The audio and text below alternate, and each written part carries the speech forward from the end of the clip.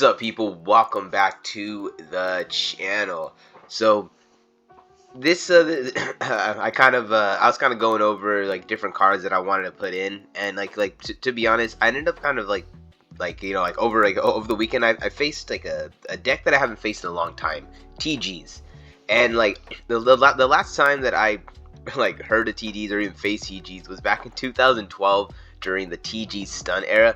So it was really interesting to see, like one of the homies come over to the locals and then actually play it. I ended up narrowly losing, losing out in that game. I ended up going X1 at the locals, and it was like I was so close, but I ended up not being able to put enough on the board to prevent me from from losing in the battle phase in time.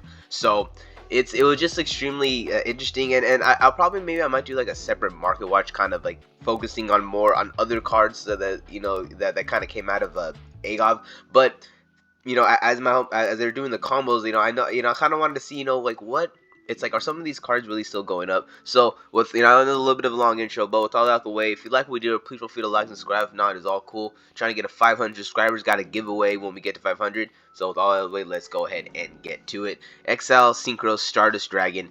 At one point this was kind of going crazy. It was like $60, and then it kind of went down. And right now it's kind of like there's a lot of like these Japanese and Korean ones right here on the market. But once we get to this first English one, we got 27.36, 27.36. We're about the $28 range, $28 range for this card. There are so many different decks. There's a lot of different there's like Avenger Synchro, there's the Runic Synchro, there's Manadium, there's the TGs. There's a lot of different just combos. There's a lot of different combo decks. Maybe I might do a market watch focusing on combo decks next. That probably might be the next market watch that's gonna come out in a few days. So gonna keep an eye out for that. But yeah, like Excel Synchro Stardust Dragon. If you're thinking about running this in a casual deck, I would just go and hold off. Like if I would only buy this card if you're trying to get it for something that's like really like meta relevant. If you just have some pet deck you want to try it out in, I would just hold off on it. You're paying $28 for this card. I would use it in something meta. Crimson Dragon, I noticed, has kind of gone up a little bit. At one point I kind of realized that it was kind of going down. I think I went over it when it was around $10 in the market. And then we're looking right here, we got one still at 10, but then has the $4.99 shipping. So we're looking at about $15 for Crimson Dragon. And I was a little bit disappointed, because I really thought this was really gonna take off. I thought this was gonna be like something extremely crazy, especially with the next card we're about to talk about. But it is kind of cool to see that there are still I guess like combo decks right now have kind of when I say combo, I mean like hardcore combo decks, like dedicated super long 5, 10, 15-minute turn combo decks.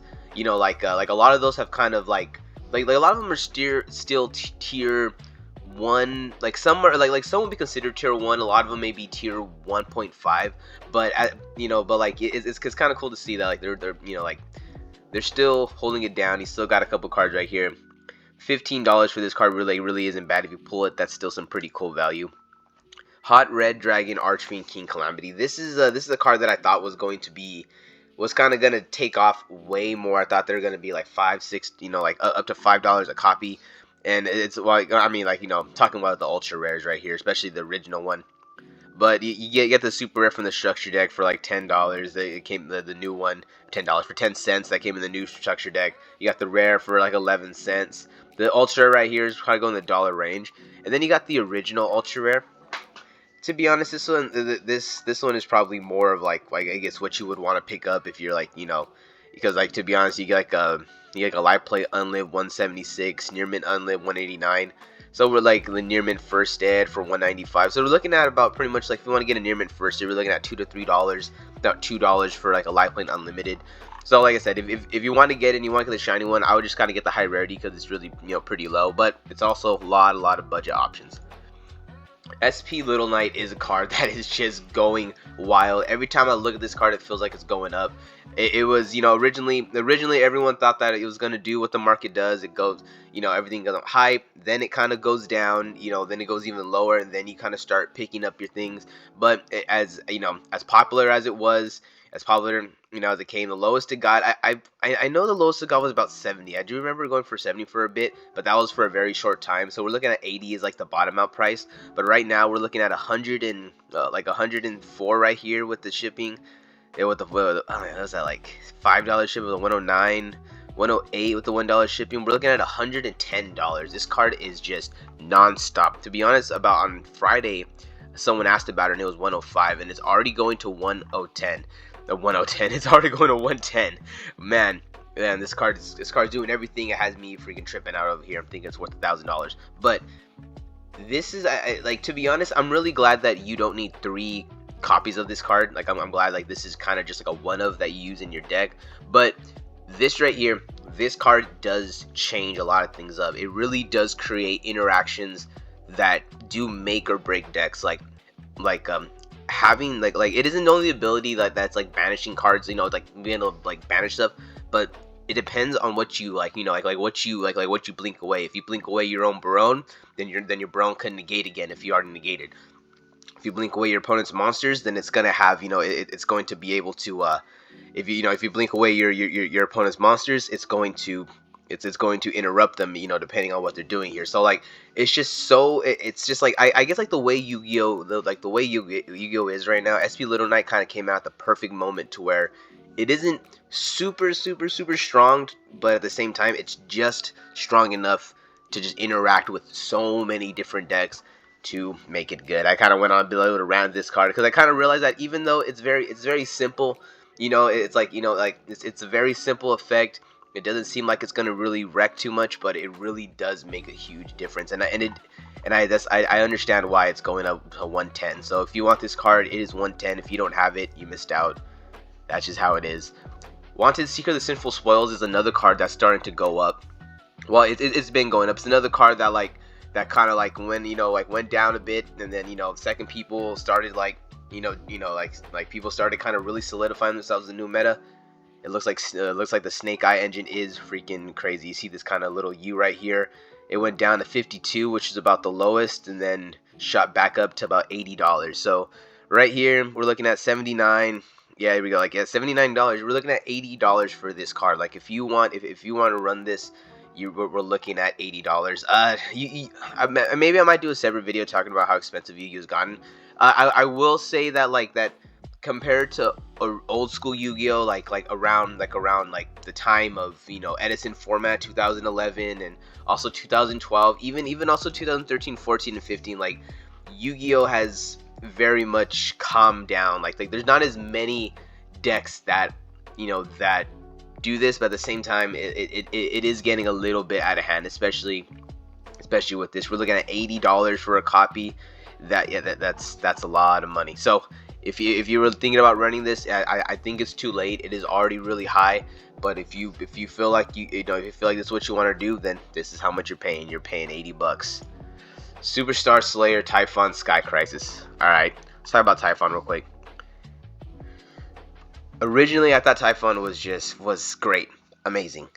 Now I'm looking at it and it's like, it's still good, it's still amazing, but it hasn't come up for me like personally as much as I hoped. Also, I guess also like with everything like that I'm seeing, like I guess like I thought it was gonna have an impact more like Zeus, to where Zeus became this like immediate like threat, like, oh, you gotta watch for the Zeus, you gotta watch for this and watch for that. But I don't know, even though like I'm not gonna say Typhon doesn't have an impact, I'm not gonna say Typhon isn't worth it, but I really kind of thought Typhon was gonna have a little bit of a bigger impact. But at the same time, the price is still holding up because it's still an extremely good card. It's really good. Like when you're trying, going second, it's really good. Like turn 3 when you're trying to like come back. So like it does have its place.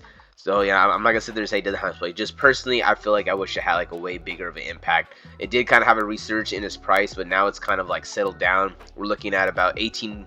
It's $17.99, $18.55. We're looking at about like $18 to $19 for this card. I wouldn't be surprised if this card starts to kind of settle around 15, because I mean at $20 it's still like a justifiable, but I really do feel like 15 is more of like a chill spot for this, unless some changes are made and then Typhon really kind of comes in because like because like like really kind of comes in and kind of impacts things, because as of right now there are a lot of decks that could kind of like move around the whole like Typhon's restrictions and everything.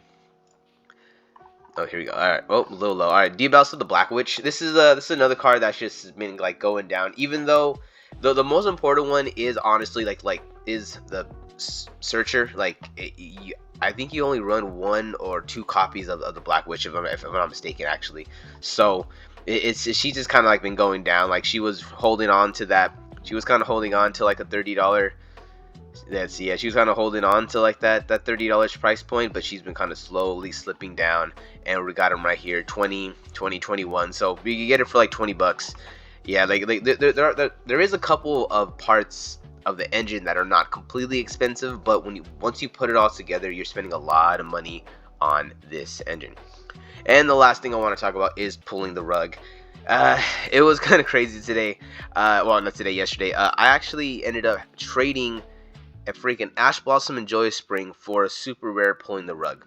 I was at my locals, and there's some there's a lot. There was a lot of people at my locals yesterday, and including a very interesting person, but we'll leave that for another day. But yeah, so there was a lot of people in my locals, and I was hoping I was gonna get another pulling the rug. I didn't get pulling the rug. I got trolled because I got the other trap that comes in there. But I don't know, it was all good. I was like walking around, and we got pulling the rug, and we got pulling the rug. No one had to pull the rug, but then one guy opens his packs and he has one. And the guy was about to give it to me, but I'm like, oh, let me check the price, because I like when it comes to like a 10-cent, 50-cent card, yeah, let's just we could give away and trade, so that's not a big deal. But you never know, right? I went and looked up pulling the rug, and the super rares are going for $5.45. I was like, you have to be freaking kidding me, and I don't want to rip them off. So I actually, luckily, I got a pack of 25th anniversary the other day, and then I actually had an ultra ash in there. So we ended up doing like a trade with the ash and the pulling the rug. But it stuck in my mind. I was like, man, I had to trade an Ash Blossom and Joyous String for a freaking pulling the rug. And it just kind of goes to where kind of I really feel like this card slipped through Konami's cracks. Like it's a cool effect, and I really wish they would have put it in some random set, but that's just how it goes. They never did. You got the rare from Champions pack. Look at it's like in the $10 range. The rare for Storm and Ragnarok is $6.95. It's gonna depend on the condition. The super rare is the one that I really want to concentrate on, because to be honest, I would just stay away from all the rare stuff, and just go ahead and get yourself like some of the super rare stuff, because if you could get the rares that are unlived, maybe like mod played, they'll be close to the same price as these right here. So yeah, like I said, yeah, they were like super low. Everyone was not really giving a fuck, but then boom, it shot up because it's Edison. It's his first printing. Got these, once you get past all the Koreans, you got $5.45 with the $1 shipping. So actually, after this one's gone, they're pretty much $6 to $7. So if you're going to your locals and you're just pulling the rugs, and you just been pulling them to the side, pull them out of there and put them in your trade binder, because I guarantee you there's at least one person who is looking for some pulling the rugs, because this is like a really good card to Edison. It's his first reprint, and be wary. Alright guys, that's it for the video. Peace out, and I'll catch you in the next one.